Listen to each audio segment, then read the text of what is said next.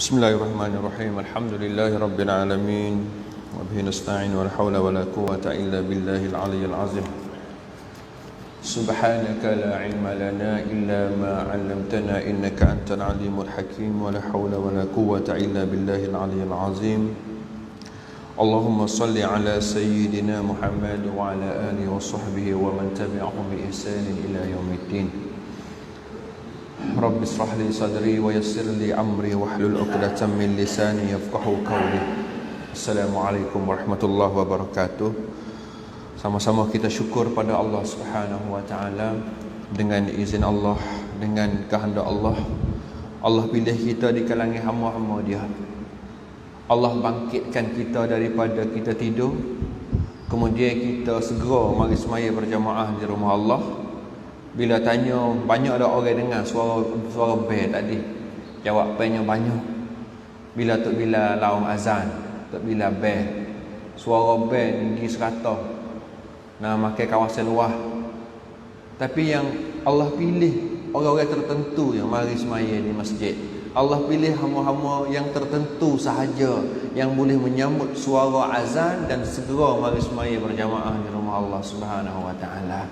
Mudah-mudahan dengan usaha kita di hari ini, perjuangan kita di hari ini, pengorbanan kita di hari ini akan jadi syafaat baik bagi kita insya-Allah. Sama-sama kita niat iktikaf. Nah, dalam masa lebih kurang dari setengah jam. Nah, sebagai makin pagi kita. Baik. Perbahasan pagi ni agak lain sikit. Pada biasa kita duk dengar lah. Biasanya saya kalau ngajar agak duk bawa pengajaran daripada hadis-hadis Nabi, daripada firman Allah Subhanahu wa taala yang berkaitan bagaimana kita ni selaku hamba nak dekat dengan Allah Subhanahu wa taala, bagaimana kita nak menyucikan dosa-dosa kita, bagaimana kita nak masuk syurga Allah. Biasanya kita duduk bawa pengajaran-pengajaran itu. Tapi pagi ni lain sikit pada semua. Suatu benda yang dekat dengan kita, suatu benda yang hari-hari kita duduk dengan dia. Nak kecek pasal hal keluarga. Nak kecek pasal hal keluarga. Baik, dalam agama kita, keluarga ni nak arif dia, makna dia tak serupa dengan erti yang diberi oleh orang yang bukan agama Islam. Makna tu tak serupa. Orang yang bukan agama Islam boleh jadi dia berumah tangga ni, keluarga ni hanya nak puaskan nafsu dia. Hanya mungkin ikut trend, ikut style orang zaman ni. Oh, timur duk gaul, duk sekali, makan tidur sekali, tak nikah pun tak apa. Ini pandangan agama asing.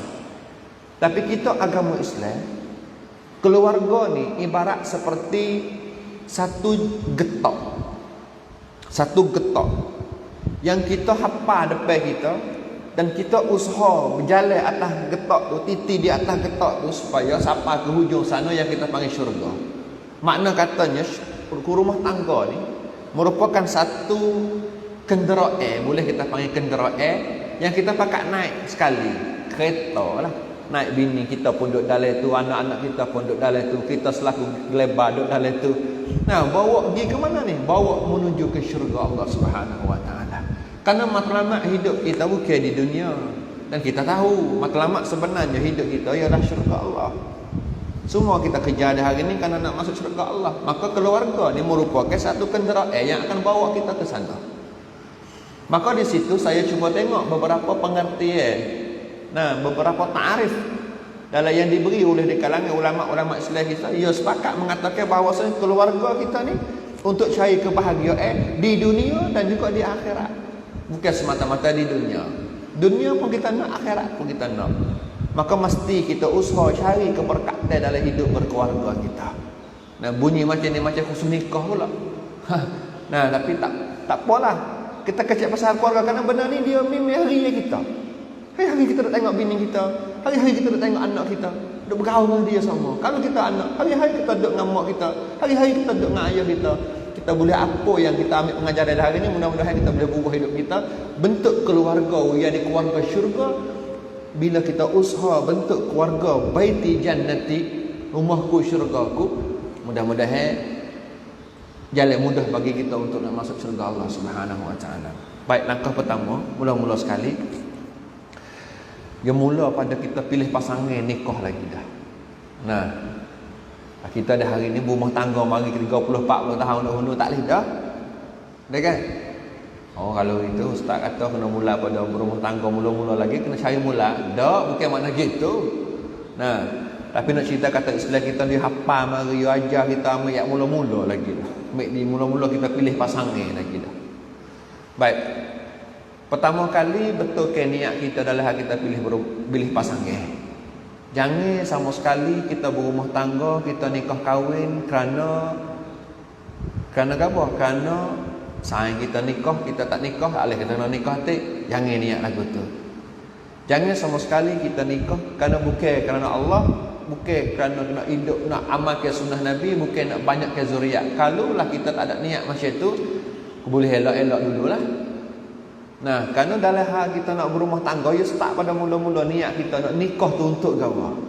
Kalulah sayang kita semua nikah lakon, kita tak nikah lagi, nak kecek takut tak faham bahasa, tak faham, tak selari, tak sejalan. Payah kalau tu nak nikah tak. Dalam keadaan lain diri dia tak ada niat kerana Allah, tak ada niat kerana Tuhan, tak ada niat kerana nak mengamalkan sunnah Nabi, tapi kerana nak turut sayang. Keberkatan tu dia akan hilang. Dia mula start situ lagi dah. Nah, niat pada permulaan kita nak berumah tangga tu mesti kena kerana Allah Subhanahu Wa Taala. Baik. Kita kelih tengok di hari ni masyarakat kita. Saya nak kongsi sikit. Nah, walaupun nampak macam nak cerita pasal dia tak nak molek mana, tapi benda ni dia berlaku sungguh. Nah, dia berlaku sungguh. Satu hari saya dijemput untuk ceramah di satu tempat kawasan Nara ni. Nah, kawasan Nara ni saya disebutlah mana-mana tu. Kita pergi sana sampai waktu Isya. Nah, sampai waktu Isya, sudah maya Isya, orang pun jemput pergi makan nasi lah. Sama tara nak naik patah kan. Kemudian ada seorang dalam 70 lebih umur dia. Tak siapa pun lebih kurang tu lah. Nah, 70, 65, 70 lebih kurang tu lah. Kemudian dia duduk hitam kita pelik. Tengok kita duduk makan nasi, duduk hitam kita rasa pelik, kita ni rasa pelik. Sudah makan nasi, kita pun sipai nak pergi di pantah, nak pergi di padai kan. Dia main royak kita, dia kata, "Ustaz, saya minta nak klik rumah Ustaz." Pagi saya pergi nak klik rumah Ustaz, klik sipai Ustaz. Kita tak kenal dia, tapi dia mari tegur kita tu pelik. Nah, pelik. Kemudian kita pun pergi tunggu padai, dia pun raik di mana tak tahu. Nah, tiba-tiba dia mari duduk belakang kita. Dia mari nak motor perecak motor, mari duduk belakang kita. Duduk hitam kita pula. Tengok kita, pelik. Kita duduk kasar kata, tak payah ni ada apa cerak dengan aku. Mesti ada apa, ada benda. Hitam pelik. Dia mari ambil kisih tak tepi saya. Dia kata, "Ustaz, pagi ni Ustaz nak antah nak mula ngajar sekali lagi, sudah ngajar kok. Ustaz tolong baca soalan. Dia beri satu soalan saya, satu kertas. Dia katakan, "Ustaz, saya ni berpuluh-puluh tahun dah duduk dengan bini saya. Belakang-belakang ni puluh-puluh tahun mari dah. Bini saya ni tak uwi hak saya untuk jimu atas dia. Tak uwi saya ni setubuh atas dia berpuluh-puluh tahun mari dah Ustaz. Ustaz tolong baca sikit soalan ni, kerana dia mari dengar juga malam ni." Saya rasa kata dia ni habis terik dah. Rasa pun tak tahu nak royak bukan. Tak tahu nak cari jalan keluar lah mana. Minta supaya kita terangkan hukum. Bagaimana isteri yang tak ikut perintah, tak taat pada suami. So saya baca hukum tu depan dia, kerana dia kata bini dia mari dengar malam ni. Tuan-tuan, itu sebahagiannya yang kita tahu. Dan di hari ni banyak masalah-masalah keluarga. Nah, kalau kita pergi balik tengok banci dalam senara yang di senara oleh majlis agama, penuh 2-3 tahun lepas. Kita tengok list Allah, banyak jumlah perceraian dalam masyarakat kita di wilayah. Banyak. Beratus-ratus dalam tahun ni lah. Hak tu hak pasal gilapo, gilapo ke majlis. Hak tak lapo ke majlis bercerai senyap-senyap pun banyak. cek gi cek mari kerana masalah keluarga biasanya tau. Tuan-tuan, bila satu keluarga berpisah bukan berpisah kerana kematian, tapi berpisah kerana nak pergi ta'alih weh. Nak pergi ta'alih weh, kita kena tinggal. Ya itu jalan keluar yang Islam cedek, tak ada masalah. Tak ada masalah, tapi kalau boleh kita jaga, kita teruskan lagi. Nah, hidup pasangan kita sampai suk je mati mana-mana pihak. Nah, kalau tak gino kita tak boleh tunggu nak buat mana. Ya Islam ada jalan-jalan keluar, hak untuk nak pisah. Tapi ada satu hadis Nabi daripada sahabat Nabi yang bernama Jabir. Kata Jabir, qala Rasulullah sallallahu alaihi wasallam, inna iblisa yad'u 'arsyahu 'alal ma' thumma yab'asu sarayahu fa'adnahum minhu manzilatan a'zamuhum fitnatan yaji'u ahaduhum fayaqulu fa'altu kaza wa kaza fayaqulu ma sana'ta syai'a qala thumma yaji'u ahaduhum fayaqulu ma taraktuhu hatta farraqtu bainahu wa baina imra'atihi qala fayudnihi minhu wa yaqulu ni'ma anta. Hadis ini disahih oleh Imam Muslim. Maksud hadis, kata Jabir, sabda Nabi sallallahu alaihi wasallam, kata Nabi, sesungguhnya iblis ni ketua syaitan. Pala yang paling tertinggi lah, ketua yang paling tertinggi. Singgah sana dia, istana dia, tempat duduk dia ni duduk di tengah laut. Iblis ni. Kemudian dia kata ada anak-anak buah dia. Anak-anak buah dia ni syaitan. Duk ulai kelik pergi mari, duk lapor, duk raingan kepada iblis. Raingan ke apa ni? Raingan dia duk tipu anak cucu Nabi Adam. Dia mari darat, dia tipu, berjaya dia tipu anak Nabi Adam, dia pergi rengan kepada ketua dia. Kerja iblis, kerja syaitan. Dia tipu anak-anak, sudah dia tipu, dia pergi rengan kepada ketua dia, dia kata hari ni aku berjaya tipu fulan bin fulan, sehingga dia ni tak semaya, sehingga dia ni menipu dalam perniagaan, sehingga dia ni buat tu buat ni, buat maksiat tu buat ni. Dia ada duk rengan kepada ketua dia. Baik. Kemudian ada syaitan, ada apa dia panggil ni, syaitan yang ringan kerja-kerja dia. Iblis tanya, hari ni mau buat apa? Dia kata, hari ni aku berjaya hasut buat keluarga pasangan suami isteri ni berpecah belah, saya nak bercerai apa dia. Ni syaitan girengan kepada iblis. Kata hari ni aku ni berjaya tipu keluarga ni sehingga dia ni berpisah. Tinggal apa dia ni. Kata iblis, mu mari sini, mu duduk tepiku. Hari ni mu yang paling lebih kedudukannya. Iblis ketua dia ni akak darajat syaitan yang berjaya memisahkan satu pasangan. Sampai tu nak kita ingat bahawasanya keluarga kita berpasangan ni, kita kena ingat kita hidup hari-hari tu bukan sekadar kita dengan bini kita je, bukan sekadar kita dengan anak-anak kita, tapi yang ada lagi makhluk yang seli dalam kehidupan kita. Nama dia syaitan. Bisik dengan kita, bisik dengan bini kita, bisik dengan anak-anak kita, dengan macam-macam cara.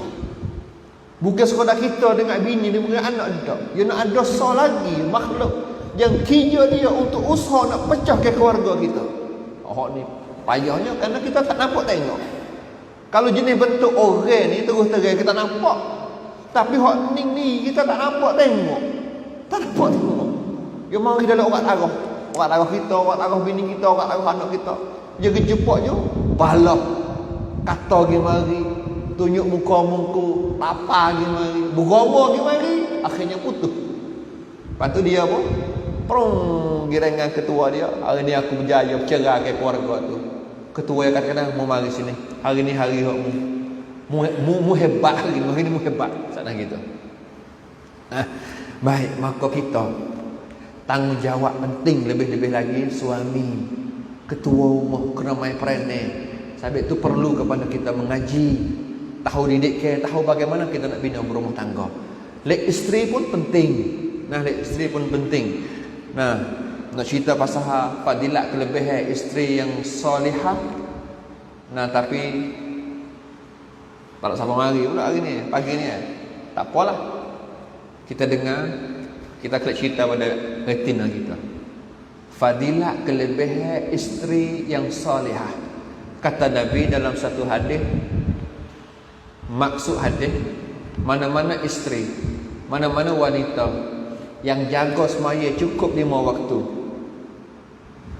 yang jaga semaya cukup 5 waktu, semaya fardu, hak lebih pada fardu, hak dok buat sunat tak betul-betul, hak ni comel lagi. Hak Nabi sebut ni mana-mana isteri yang jaga semaya dia cukup 5 waktu, mana-mana isteri yang jaga puasa dia cukup sempurna di bulan Ramadan, mana-mana isteri yang jaga kehormatan suami dia dan mentaati suami dia. Nah, semaya 5 waktu, puasa cukup di bulan Ramadan, menjaga kehormatan suami dia, mentaati suaminya. Menjaga kehormatan suami dia lagu mana? Tak buka ke rahsia, tak molek abai dia kepada orang lain. Tak kata-kata malu ke abai dia depan orang lain. Tak hina abai dia depan orang lain. Tak menjaga aib abai dia depan orang lain. Menjaga kehormatan, hakikat abai dia. Mana-mana isteri yang buat lagu tu, dan isteri yang mentaati suaminya, mentaati suaminya dalam lingkungan yang disuruh oleh syarak. Bukanlah abai suruh buat benda haram pun kita kena taat dak patut. Nah, ikut perintah abai, dengar suruh abai yang tak langgar dengan syarak. Baik kata Nabi, wanita ini. Nah, sekali lagi kita cerita pada rumah kita. Wanita ini dia Allah beri hak kepadanya pilih nak masuk mana-mana pintu syurga yang ke-8 itu. Pintu syurga Allah sedia kepada hamba-hamba dia 8 pintu. Syurga ada 8 pintu. Ada pintu apa tadi? Pintu solat. Bagi mana-mana hamba Allah yang semasa hidup dulu suka semaya, banding dengan ibadat-ibadat lain ni, semaya nombor 1. You wahai semaya, dia semaya, dia lagi semaya. Nah, serabut sikit nak semaya. Dia nak ada orang macam ni. Orang macam ni Allah sedia pintu solat, pintu semaya. Bila dia nak masuk syurga Allah, pintu hak semaya ni panggil dia. Mai. Ada pintu puasa, ada pintu sedekah, ada pintu suka beri maaf kat dia. Ada pintu yang rajin sebut la haula wala quwata illa billah. Ada pintu taat kepada dua ibu bapa. Nah, semua tu lebih kurangnya 8. Baik, wanita yang solihah ni Allah beri istimewa fisik kepada dia. Mau pilih nak masuk mana-mana pintu. Abu Bakar As-Siddiq, sahabat Nabi, bila Nabi sebut tentang pintu-pintu syurga yang ada 8 pintu ni, Abu Bakar tanya, "Ya Rasulullah, ada tak di kalangan hamba-hamba Allah ni yang 8 pintu ni bubuk panggil yo semua masuk lagi?" Allah, pintu solat panggil yo mari. Pintu sedekah panggil yo mari. Pintu taat dua ibu bapa panggil yo mari. Saya nak salah apa yo, tahu nak pergi ke mana? Kata Abu Bakar, "Ya Rasulullah, ada orang macam tu?" Kata Nabi, "Ada." "Siapa tuan-tuan?" Kata Nabi, "Ialah kamu ya Abu Bakar." Abu Bakar ada. Tuan-tuan, kita cuba nilai tengok. Ada ke tak tuan-tuan pintu mana-mana sah yang akan panggil kita bila kita tengok pada 8 ibadat tadi. Semaya kita layak tak untuk kita nak hidup di depan 8 pintu semaya. Tengok pada kita, oh mu dulu rajin semaya. Mari. cuba kita nilai pada ibadat semaya kita, hak kita buat. Sedekah hak kita duk buat hari-hari ni. Layak tak kita bila kita duk diri di depan pintu sedekah kata mari. Layak tak kita duk situ untuk sama-sama. Nah, saya beri peringatan bagi saya sendiri dan kepada fok kita semua. Baik, kembali kepada perbahasan kita. Maka dalam kita nak bentuk berumah tangga ni menjadi hidup kita bahagia, ada beberapa perkara, beberapa benda yang kita kena buat. Dan bukan kita harap bini kita buat. Lek bini juga bukan harap pada abang saja yang buat. Kita kena pakat-pakat buat. Nah, lebih kurang saya nak sebut pagi ni 7 perkara. 7 perkara ni mungkin benar-benar baru. Nah, mungkin benar-benar baru yang sebahagian kita biasa dengar, sebahagian kita tak biasa dengar. Nah, nak sebut benar-benar hak baru. Baik, gapo 7 perkara? Langkah-langkah ataupun perbuatan yang kena buat. Bukan mana-mana sah, tapi kalau boleh dua-dua, suami pun kena buat, isteri pun kena buat dalam rumah tangga. Mula-mula gapo? Mula-mula ialah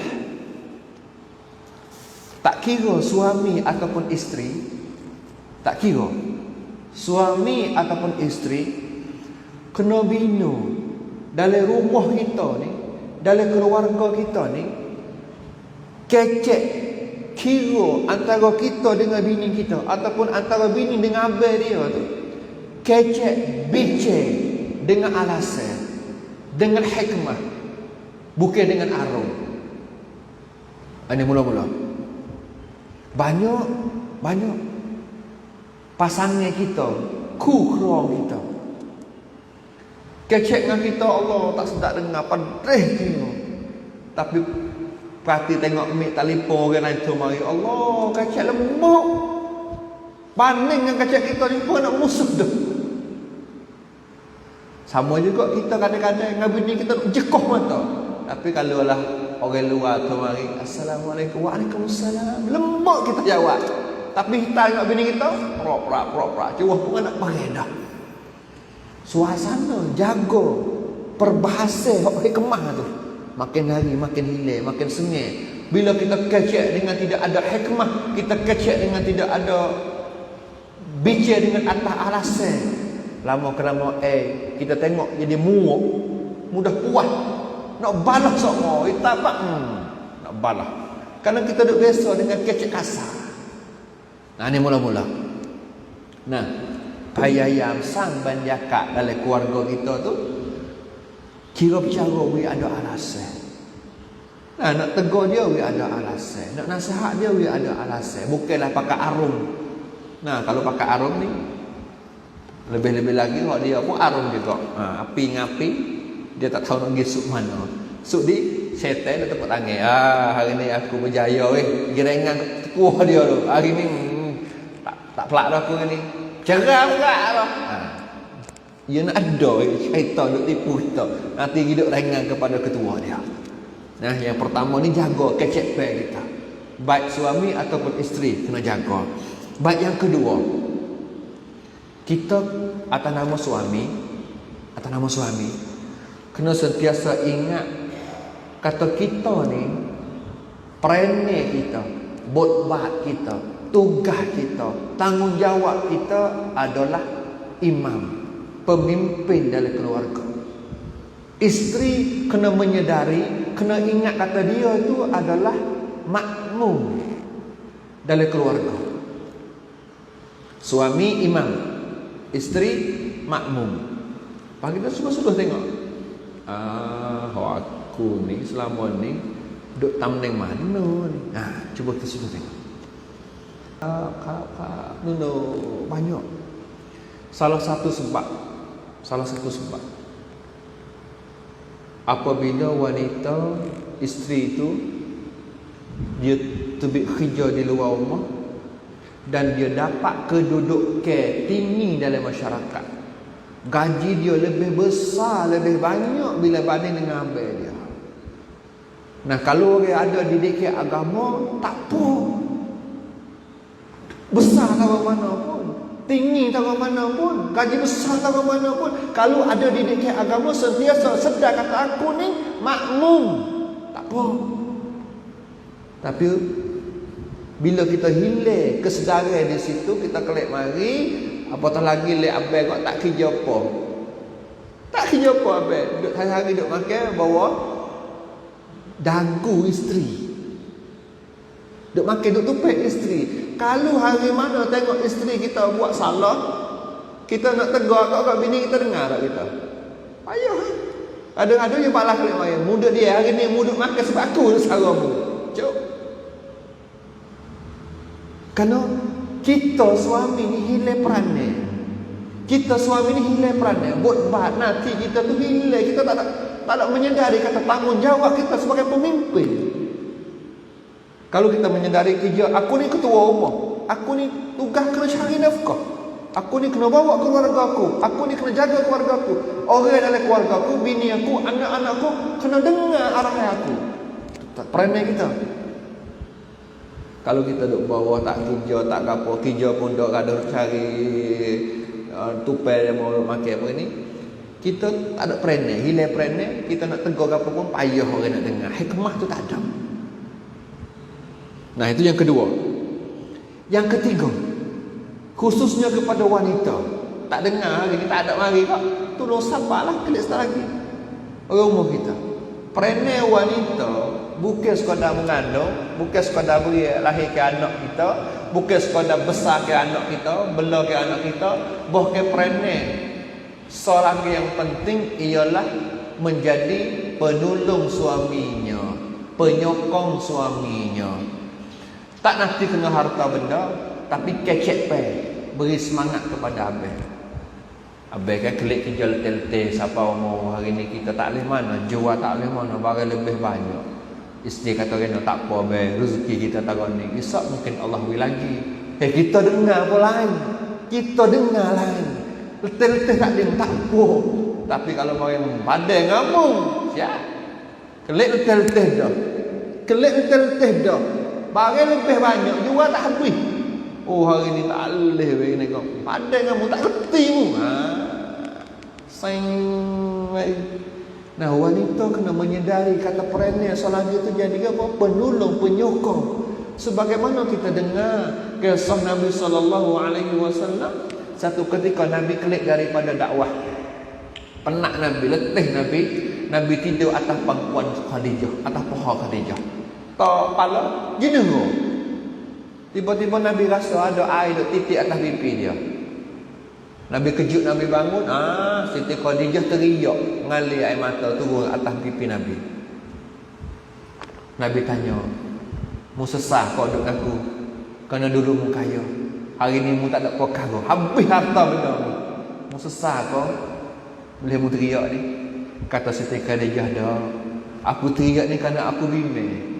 Aku bimbang hari ni habis dah harta benda aku. Tapi aku duk tengok Islam tak dapat berkembang lagi, Islam tak berjaya lagi. Bimbang takut kalau aku mati dalam keadaan tak ada siapa nak tolongmu ya Rasulullah. Kalaulah aku mati, kamu ke aku, dan tubuh aku, jasadku ni, tulang belulang aku ni, kalaulah boleh tolong agama, mukorek ambil gunalah untuk agama.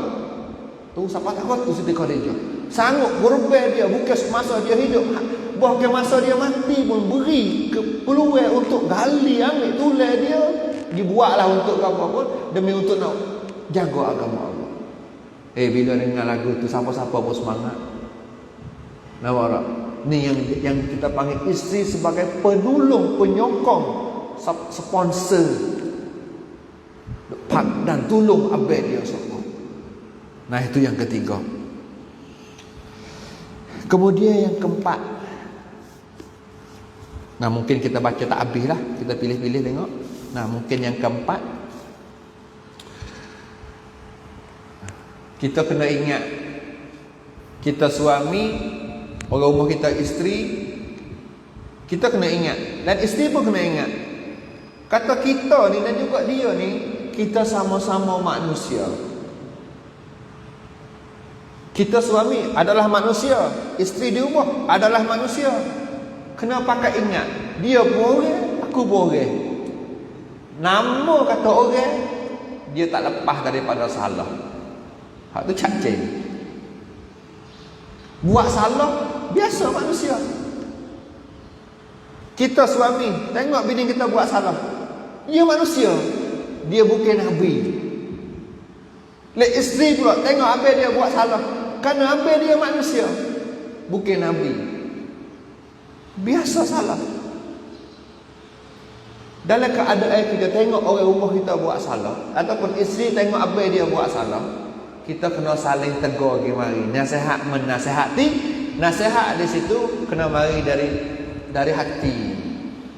Nasihat dari hati, ikhlas kerana Allah, bukan kerana nak benar. Bukan kerana nak benar. Kalau kita mai berkata lana mana aku ni alasan aku kuat, aku nak benar. Kalau kita pocok lagu tu yang awal dah, dia tak sudah kira cara kita tak ada hikmah. Dia nak cari alasan nak benar kita. Nah, kita ingat kata abang kita pun orang, kita orang biasa, orang ni buat salah. Nah, maka kita kena saling nasihat gimana. Dalam itu ya kita kena banyak sabar. Nah, walaupun pasangan kita, isteri ataupun suami, Allah banyak senara kesalahan yang dia buat, ada dalam diri kita. Mula-mula nikah ni semua comel lah kau. Dah kan? Comel lah kau, kita biasa dengar orang royak kau. Hari mula-mula kau ketuk lagi bau sedap. Comel semua. Duk setahun, 2, 3, 4, 5 tahun dia mula tubik mari perangai. Nah, mula cuk lah. Oh, mu pangan ni malah basuh, malah tu, malah ni. Allah, beratus senara. Lihat abang dia pun senara hak bini dia, lihat bini dia pun senara hak abang dia. Semaya pun malah, puasa pun dak, pakai tak tutup aurat, ngaji malah. Oh, senara mari. Beratus. Mula-mula itu tak apa. Duk lama-lama ni mula prama dah lah. Mula prama dia mari. Po balah pun sikit. Bakit hal tu. Balah pun sikit. Hal lain suka sakak. Bakit habis semua ni. Beratus kesalahan.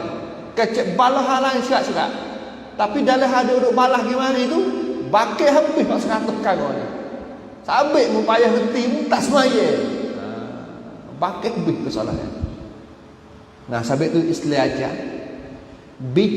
Bicara dengan hikmat, kena banyak sabar dan kena beri nasihat bertahap-tahap. Walaupun banyak kesalahan, kita banyak kesalahan.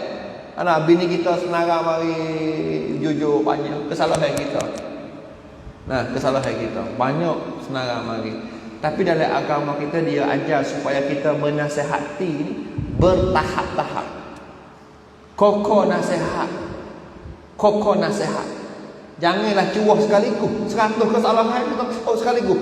Mu ni malah sekaligus. Dia nak terima tak boleh. Agama ajar kepada kita dalam kita nak nasihat satu-satu perkara kena sabar dan bertahap. Pergi setengah. Walaupun dia banyak kesalahan, kita tengok kata hak mana agak-agak dia mudah dengar, dia mudah reti, dia mudah berubah diri dia. Tengok tu dulu. Lepas tu kogi. Ambil dalil mana ni? Ambil dalil pada jujur kata Nabi SAW bila dilantik oleh Allah sebagai Rasul, Quran yang Allah hantar ke Nabi, Allah tak beri sekaligus tokoh. Tapi Allah hantar satu ayat. Bertahap-tahap tengok keadaan. Kerana Allah kenal manusia ni kalau beri sekaligus berat bagi dia. Tahu Quran dung tokoh kali gua mugi awak benda ni. Berat. Banyak ajaran Quran berat. Maka pengajaran dari situ dalam hal kita nak kecek dengan manusia. Manusia yang nak terima sekaligus kesalahan semua berat bagi dia. Maka kita kena bertahap. Psikologi penting, citwitaya ni penting. Nah, maka akhir sekali ialah isteri kena sentiasa berdoa untuk kejayaan suami. Suami juga kena berdoa untuk kejayaan keluarga dia. Berdoa. Suami, kita selaku suami berdoa, ya Allah jadikan keluargaku keluarga syurga. Wike peluang kepadaku masuk syurga semuanya beramai-ramai. Suami kena doa. Isteri juga, ya Allah, jadi ke abaiku ni orang yang terbaik bagi aku. Jaya ke semua urusan abaiku, ya Allah. Retina kita biasa doa nak kita lagu tu. Kena koyak. Nah, kena koyak. Nah, patut kena bawa yang mari pagi ni tak. Nah, kena koyak. Nah, mudah-mudahan apa yang kita usaha di hari ini, kita boleh bina keluarga kita jadi keluarga syurga. Nah, dan kita cita-cita nak masuk syurga beramai-ramai. Kita tak kita jatuh masuk dalam syurga, ataupun mana-mana seorang dalam keluarga kita masuk syurga, kita mari mak dia, anak-anak dia, bini dia, suami dia duk seksa. Dia seorang yang masuk syurga. Kita tak lagu tu. Kalau boleh tu kita nak masuk syurga ramai-ramai. Tak itu kan? Bini kita, anak-anak kita, mak kita, ayah kita sekawal masuk. Dia lain dengan kita masuk syurga seorang-seorang. Perasaan tu lain, tak serupa. Gi jalan lah, gi jalan patah, gi jalan mana-mana, derak mana-mana. Suka kau pergi sore, cokoh duk dengan orang buat semua keluarga hidup kena. Tak serupa perasaan tu, tak serupa. Dan mudah-mudahan kita bentuk keluarga kita jadi keluarga syurga. Ambil daripada dunia lagi dah. Nah, bina keluarga jadi keluarga syurga. Mudah-mudahan kita pasal cita-cita kita bertinggi, banyak kita berdoa supaya Allah letakkan keluarga kita memang keluarga syurga sungguh, insya-Allah. Nah, saya akhiri pagi ini dengan apa yang mulia. Wabillahi taufiq wa hidayah. Wassalamualaikum warahmatullahi wabarakatuh.